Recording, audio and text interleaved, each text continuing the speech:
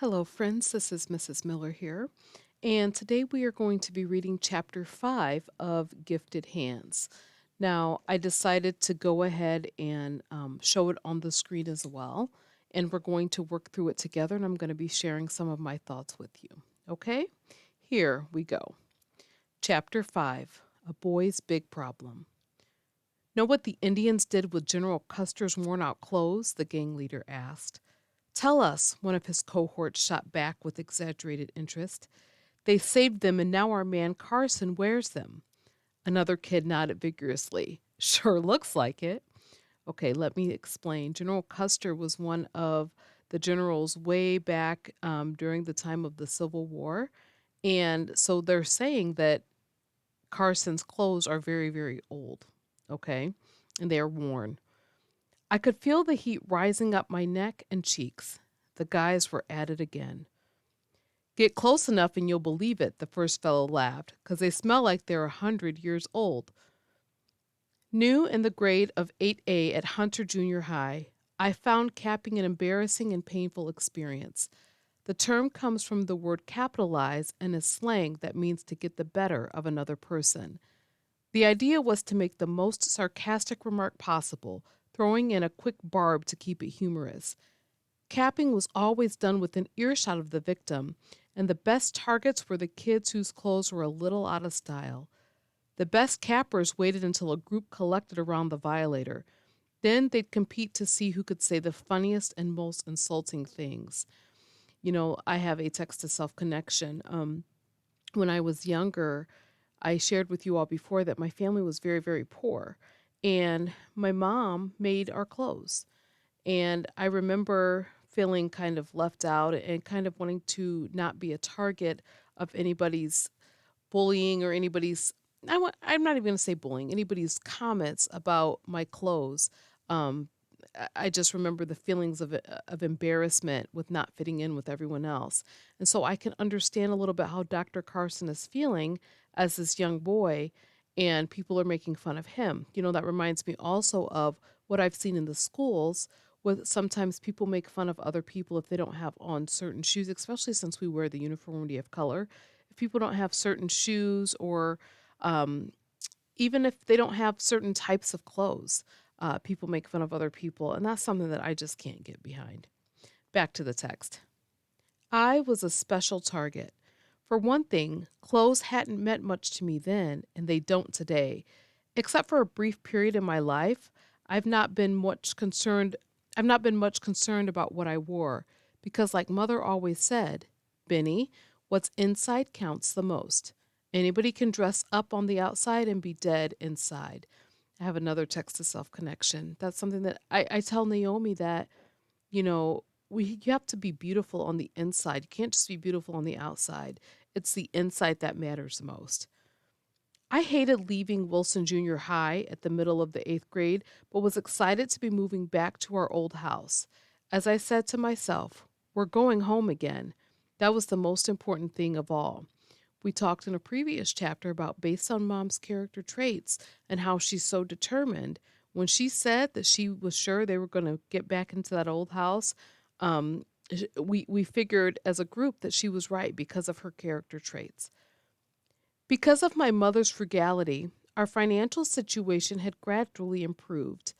Mother was finally able to get enough money, and we moved back to the house where we lived before my parents divorced. Despite the smallness of the house, it was home. Today, I see it more realistically, more like a matchbox. But to the three of us then, the house seemed like a mansion, a really fabulous place. But moving home meant the need to change schools. While Curtis went to Southwestern High School, I enrolled in Hunter Junior High, a predominantly black school with about 30% of the students white. Classmates immediately recognized me as a smart kid. Although I wasn't quite at the top, only one or two others passed me in grades. I had grown used to academic success, enjoyed it, and decided to stay on top. At that point, however, I felt a new pressure, one that I hadn't been subject to before. Besides the capping, I faced the constant temptation to become one of the guys. I'd never had to be involved in this kind of thing before in order to be accepted.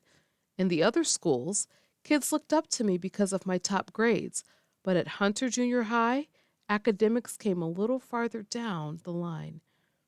Being accepted by the in group meant wearing the right clothes, going to the places where the guys hung out, and playing basketball.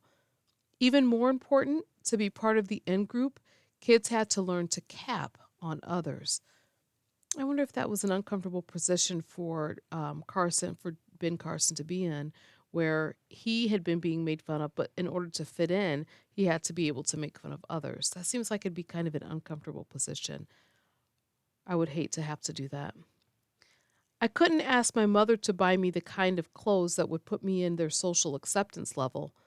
While I may not have understood how hard my mother worked, I knew she was trying to keep us off of public assistance.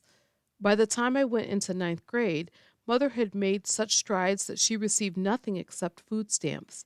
She couldn't have provided for us and kept up the house without that subsidy. Because she wanted to do the best she could for Curtis and me, she skimped on herself. That reminds me of my own mom, who always put her own self on the back burner so that she could get things for my siblings and me. Her clothes were clean and respectable, but they weren't stylish. Of course, being a kid, I never noticed and she never complained. For the first few weeks, I didn't say anything when the guys capped on me. My lack of response only encouraged them to bear down, and they capped on me mercilessly. I felt horrible, left out, and hurt because I didn't fit in. Walking home alone, I'd wonder, what's wrong with me? Why can't I belong? Why do I have to be different? I comforted myself by saying, they're just a bunch of buffoons. If this is how they get their enjoyment, they can go ahead, but I'm not going to play their silly game. I'm going to be successful, and one day I'll show all of them. Despite my defensive words, I still felt left out and rejected.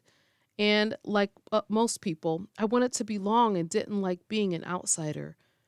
Unfortunately, after a while, their attitude rubbed off on me until eventually the disease infected me too. I love Dr. Carson's use of figurative language here.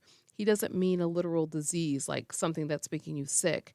What he means by that phrase is their attitude, their poor negative attitude, eventually wore off on him, and he started to have the same attitude. So I predict that his grades are going to slip in school because earlier it said the text stated that academics were lower on the list of priorities at this school. And so now that he said the disease has infected him, I have a feeling that his academics are going to slip. Let's keep reading. Then I said to myself, all right, if you guys want to cap, I'll show you how to cap. The next day, I waited for the capping to start, and it did. A ninth grader said, man, that shirt you're wearing has been through World War I, World War II, World War III, and World War IV. Yeah, I said, and your mama wore it. Everybody laughed. Okay, I'm looking at this, how this everybody laughed. It's just two words. And it's a paragraph all by itself. And that draws our attention to it because this is now a change. He'd been being made fun of all this time and he clapped back on them. Well, they called it capping. And everybody laughed, and that's things are changing. He stared at me, hardly believing what I'd said. Then he started to laugh too. He slapped me on the back. Hey, man, that's okay. My esteem rose right then. Soon I capped on the top cappers throughout the whole school. It felt great to be recognized for my sharp tongue. From then on, when anyone capped on me, I'd turn it around and fling it into their faces, which was the idea of the game. Within weeks, the in-crowd stopped tormenting me. They didn't dare direct any sarcasm my way because they knew I would come up with something better. Okay, I want us to be clear on something. The point of the game is to make fun of each other, okay? And I would not call this bullying by any means, but I do think that Dr. Carson had to learn how to stand up for himself, and he had to learn how to say something back in order for them to lay off of him. So I totally understand why he did what he did and why he wanted to fit in. Once in a while, students ducked out of the way when they saw me coming. I didn't let them get away even then. Hey, Miller, I'd hide my face too if I looked that ugly. A mean remark? Certainly, but I comforted myself by saying, everybody does it. Outcapping everyone else is the only way to survive. Or sometimes I'd say, he knows I didn't really mean it. It didn't take long for me to forget how it felt to be the object of capping. My taking over the game solved one great problem for me. Unfortunately, it didn't solve what to do about clothes. Aside from being ostracized for my clothes, the kids called me poor a lot. And to their thinking, if you were poor, you were no good. Oddly enough, none of the students were well off and had no right to talk about anybody else. But as a young teenager, I didn't reason that out. I felt the stigma of being poor most acutely because I didn't have a father. Most of the kids I knew had two parents, and that convinced me that they were better off. During ninth grade, one task brought more embarrassment to me than anything else.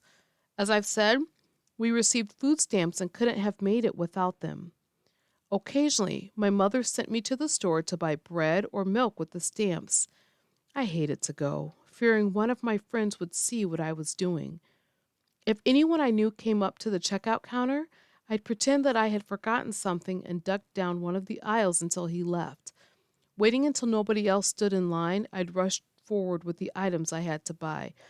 I have a text to self connection. My family was very, very poor growing up. And when I went to college, I didn't, the college I went to wasn't so far away from my parents' house. But my mom would sacrifice her time and energy and she would drive me to the school sometimes. And I did live on campus, but if I had visited if I had gone back home for a time for a holiday or whatever. And I remember very clearly we had this old beat up van and I felt embarrassed by it. And one day my mom took me to campus to drop me off, and I ducked down so that people wouldn't see me. And when I became an older, wiser adult, that's one of the things that I apologized to my mom for. I said, Ma, I am so sorry. I was embarrassed by our vehicle. Um, you and dad were doing the best you could. It's what we had. And I said, Ma, you even sacrificed your time to take me. And that's how I acted. I was ashamed. And my mom, the gracious, wonderful woman that she is, said, Jackie, it's okay. You were a child. So she got it. But that reminds me, that's my text to self connection with what Dr. Carson went through when he would have to go to the store and use food stamps to buy the food and things.